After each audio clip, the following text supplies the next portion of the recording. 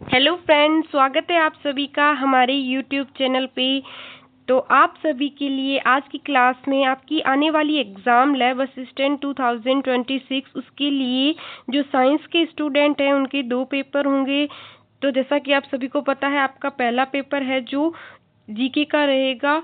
उसकी India GK की preparation के लिए हमारे चैनल पर ऑलरेडी क्लासेस वीडियो फॉर्म में अपलोडेड है, तो आप चैनल पर विजिट करके क्लासेस देख सकते हैं। जो कि आपका फर्स्ट पेपर होगा, उसमें इंडिया जीके पूछा जाएगा, उसके लिए आपकी अच्छी प्रिपरेशन हो जाएगी, क्योंकि हमने वहाँ पे स्मार्ट नोट्स के साथ थ्योरी और साथ में ही उनके एमसीक्यूज करवाए हैं। तो आपके आने वाले एग्जाम में टाइम कम है, तो आपको काफ़ी ज़्यादा हेल्प मिलेगी इंडिया जीके के लिए वहाँ से। और साथ ही में जो दूसरा पेपर आपका होगा, उसमें आपके जो सब्जेक्ट रहेंगे वो रहेगा फिजिक्स, केमिस्ट्री और बायोलॉजी। तो जो दूसरा पेपर होगा आपका फिजिक्स, केमिस्ट्री, बायोलॉजी का रहेगा।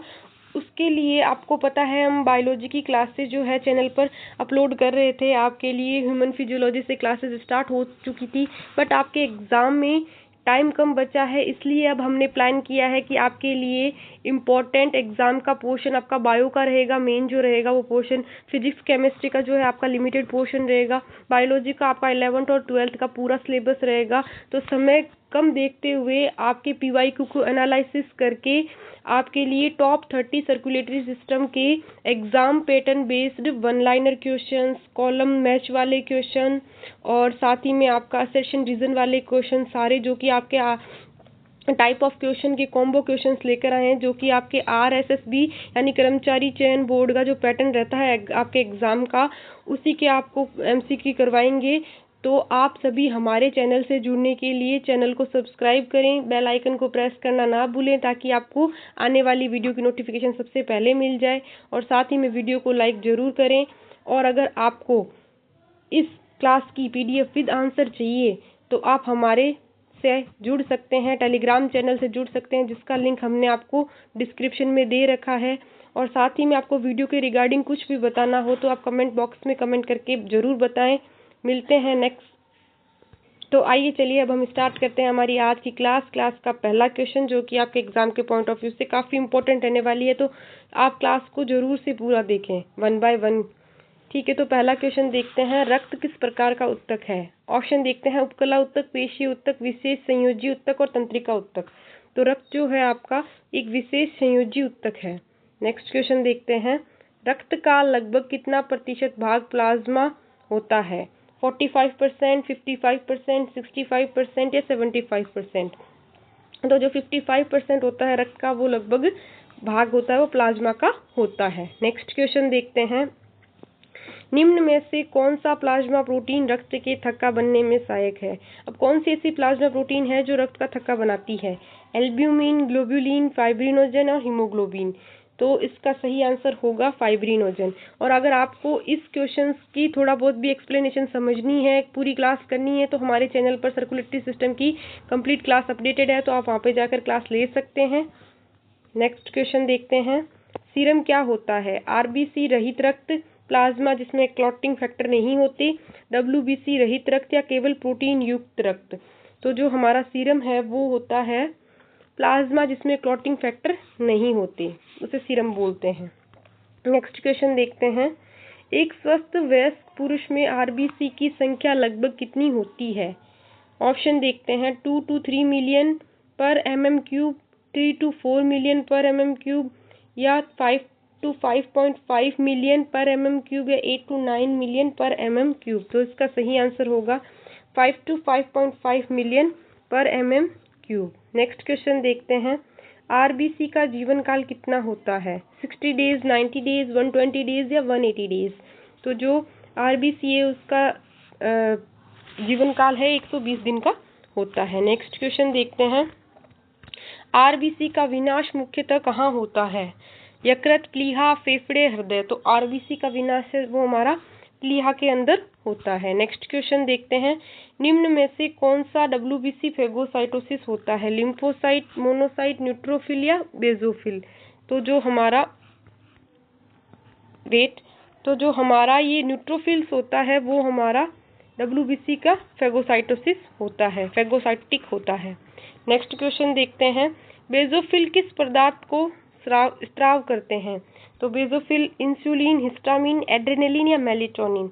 तो जो हमारे बेसोफिल्स होते हैं वो हिस्टामिन को स्रावित करते हैं। नेक्स्ट क्वेश्चन देखते हैं, प्लेटलेट्स का मुख्य कार्य क्या है। ऑप्शन देखते हैं, ऑक्सीजन का परिवहन, प्रतिरक्षा, रक्त का थक्का बनाना या हार्मोन बनाना। तो प्लेटलेट्स जो होती है हमारे रक्त का थक्का बनाने में काम आती है। नेक्स्ट क्वेश्चन देखते हैं, जो हमारे असर्शन रीजन के टाइप के क्वेश्चन है उसमें पहला क्वेश्चन देखते हैं। हमारा पहला क्वेश्चन है, आरबीसी में हीमोग्लोबिन पाया जाता है। हीमोग्लोबिन ऑक्सीजन के परिवहन में सहायक होता है।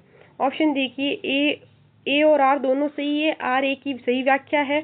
ए और आर दोनों सही है पर आर की सही व्याख्या नहीं है। ए सही है, आर गलत है, ए गलत है, आर सही है। तो जो इसका सही आंसर होगा वो होगा ऑप्शन नंबर ए। हीमोग्लोबिन जो है वो ऑक्सीजन के परिवहन में सहायक होता है और आरबीसी में हीमोग्लोबिन पाया जाता है। तो जो रीजन है वो सेशन का सही एक्सप्लेनेशन कर रहा है। नेक्स्ट क्वेश्चन देखते हैं। नेक्स्ट क्वेश्चन है हमारा, ए बी रक्त समूह को यूनिवर्सल रेसिपिएंट कहा जाता है और ए बी रक्त समूह में एंटी ए और एंटी बी एंटीबॉडी नहीं होते। ठीक है, तो अब इसके ऑप्शन देखते हैं। ए और आर दोनों सही है, आर सही व्याख्या कर रहा है, दोनों सही है पर व्याख्या नहीं है।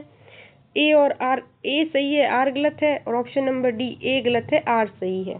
तो इसका सही आंसर होगा ए और आर दोनों सही है और आर जो है सही एक्सप्लेन कर रहा है कि जो जो ब्लड ग्रुप है ए बी उसमें एंटीजन ए होता है, एंटीबॉडी ए नहीं होता।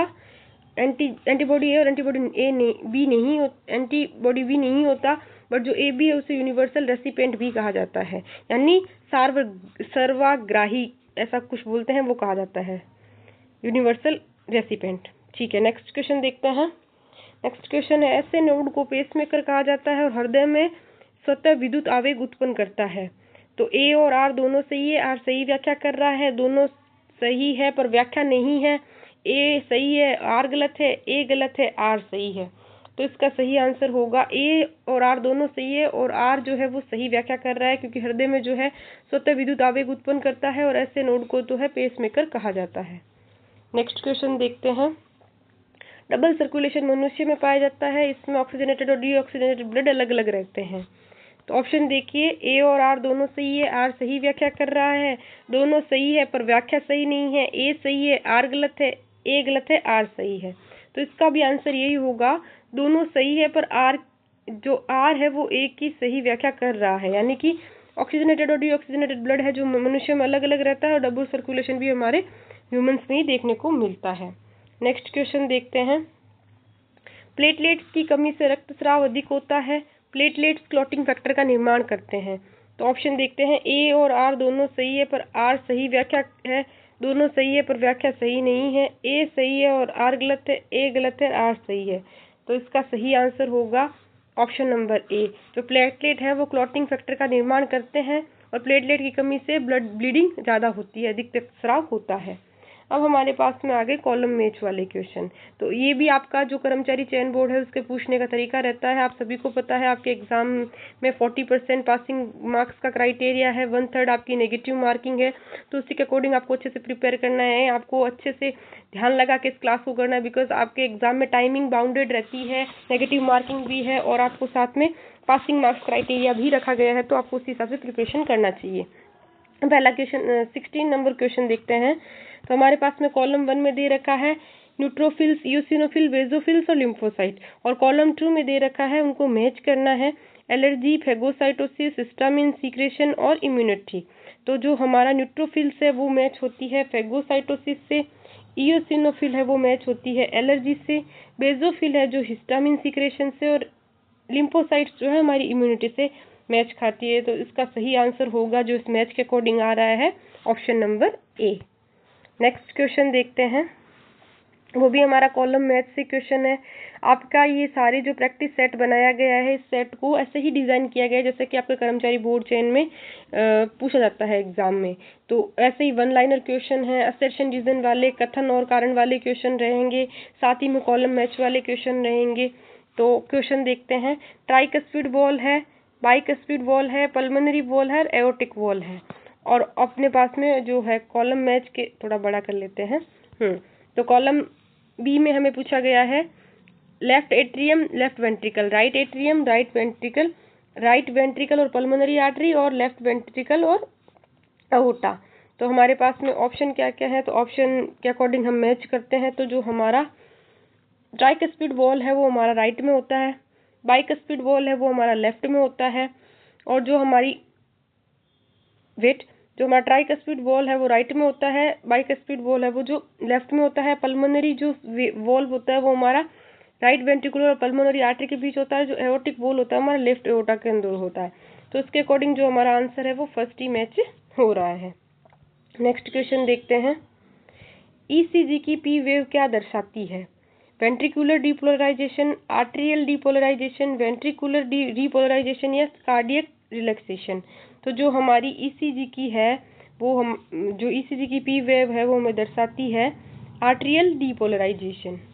नेक्स्ट क्वेश्चन देखते हैं, क्यूआरएक्स कॉम्प्लेक्स क्या दर्शाता है? तो क्यूआरएक्स कॉम्प्लेक्स जो है वो हमें atrial depolarization, ventricular depolarization, atrial relaxation या वेंट्रिकुलर रिलैक्सेशन। तो जो हमारा वेंट्रिकुलर डीपोलराइजेशन है वो क्यूआरएस कॉम्प्लेक्स है वो दिखाता है। नेक्स्ट क्वेश्चन देखते हैं, टी वेव किसे दिखाती है? अब जो हमारी टी वेव होती है वो दिखाती है atrial contraction, ventricular depolarization, ventricular repolarization या कार्डियक अरेस्ट। तो ये हमारी दिखाती है वेंट्रिकुलर रीपोलराइजेशन को, जो हमारी टी वेव होती है वो। नेक्स्ट क्वेश्चन देखते हैं, स्ट्रोक वॉल्यूम क्या है? अब जो स्ट्रोक वॉल्यूम होता है वो क्या है? प्रति मिनट पंप किया गया रक्त, प्रति धड़कन पंप किया गया रक्त, कुल रक्त मात्रा या आरबीसी का आयतन। तो जो हमारा स्ट्रोक वॉल्यूम होता है वो होता है प्रति धड़कन पंप किया गया रक्त। नेक्स्ट क्वेश्चन देखते हैं, कार्डियक आउटपुट का सूत्र क्या है? कार्डियक आउटपुट का सूत्र बताना है हमें। तो heart rate plus stroke volume multiply heart rate, या stroke volume divide by heart rate, या heart rate minus stroke volume. तो जो stroke volume multiply by heart rate होता है वही हमारा कार्डियक आउटपुट होता है। नेक्स्ट क्वेश्चन देखते हैं, पल्मोनरी सर्कुलेशन का सही मार्ग क्या है? तो पल्मोनरी सर्कुलेशन का सही मार्ग बताना है, राइट वेंट्रिकल से लंग्स से राइट वेंट्रिकल से लंग्स से लेफ्ट एट्रियम, लेफ्ट वेंट्रिकल से बॉडी से राइट एट्रियम, या राइट एट्रियम से राइट वेंट्रिकल और राइट वेंट्रिकल से लंग्स, या लेफ्ट वेंट्रिकल से लंग्स और लंग्स से राइट एट्रियम। तो इसका जो सही आंसर होगा वो हमारा होगा option number A, right ventricle से लंग्स से लेफ्ट एट्रियम। नेक्स्ट क्वेश्चन देखते हैं, सिस्टमिक सर्कुलेशन में रक्त कहाँ से शुरू होता है? अब जो सिस्टमिक सर्कुलेशन होता है उसमें राइट वेंट्रिकल से, लेफ्ट वेंट्रिकल से, राइट एट्रियम से या लेफ्ट एट्रियम से। तो जो लेफ्ट वेंट्रिकल है उससे सर्कुलेशन जो है हमारा सिस्टमिक सर्कुलेशन स्टार्ट होता है। नेक्स्ट क्वेश्चन देखते हैं, हिपैटिक पोर्टल सिस्टम का मुख्य कार्य क्या है? ऑप्शन देखते हैं, रक्त को हृदय तक ले जाना, रक्त को फेफड़ों तक ले जाना, आंत से रक्त को लीवर तक ले जाना, या रक्त को मस्तिष्क तक ले जाना। तो जो आंत से रक्त को लीवर तक ले जाने को ही हिपैटो पोर्टल सिस्टम कहा जाता है। नेक्स्ट क्वेश्चन देखते हैं, ऐसे नोड पर मिनट लगभग कितने इम्पल्स उत्पन्न करता है? ऑप्शन देखिए, 50 से 60, 60 से 65, 70 से 75 या 90 से 100। तो जो 70 से 75 वाला है वो हमारे ऐसे नोड की इम्पल्स होती है पर मिनट। नेक्स्ट क्वेश्चन देखते हैं, सामान्य हृदय गति लगभग कितनी होती है? 60 बीपीएम, 72 बीपीएम, 80 बीपीएम या 100 बीपीएम। तो जो हमारी 72 बीपीएम होती है वो सामान्य हृदय गति होती है। नेक्स्ट क्वेश्चन देखते हैं, नॉर्मल ब्लड प्रेशर क्या होता है? 140/90, 120/80, 100/60 या 160/100। तो 120/80 जो है हमारा नॉर्मल ब्लड प्रेशर होता है। कोरोनरी आर्टरी किससे रक्त देती है? फेफड़े, हृदय की मांसपेशियां, मस्तिष्क, किडनी, हमारी हार्ट की मसल्स को। नेक्स्ट क्वेश्चन देखते हैं, एंजाइना पेक्टोरिस का मुख्य कारण क्या है? आरबीसी की कमी, हृदय में ऑक्सीजन की कमी, रक्त की अधिकता या प्लेटलेट्स की कमी। तो हृदय में ऑक्सीजन की कमी के कारण जो छाती में पेन होता है, दर्द होता है, उसे एंजाइना पेक्टोरिस बोलते हैं।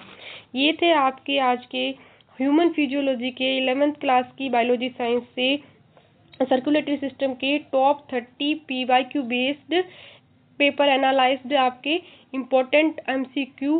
अगर आपको क्लास अच्छी लगी हो तो वीडियो को ज़रूर से लाइक करें, और आपको नेक्स्ट अपकमिंग वीडियो चाहिए इसका एमसीक्यूज़ का, तो हमारे चैनल को सब्सक्राइब करके बेल आइकन को प्रेस कर लें ताकि आपको आने वाले वीडियो का नोटिफिकेशन सबसे पहले मिल जाए। उसी के साथ में अगर आपको इस क्लास की पीडीएफ विद आंसर चाहिए तो डिस्क्रिप्शन में हमारा टेलीग्राम चैनल का लिंक दे रखा है, आप वहाँ से जुड़कर डेली क्लास की अपडेट और एमसीक्यू जो क्लास में करवाए हैं और उसके आंसर आप ले सकते हैं। और वीडियो के रिगार्डिंग आपको अगर कुछ भी बताना है तो कमेंट बॉक्स में कमेंट करके आप बता सकते हैं। मिलते हैं नेक्स्ट क्लास में नेक्स्ट वीडियो के साथ। Thank you.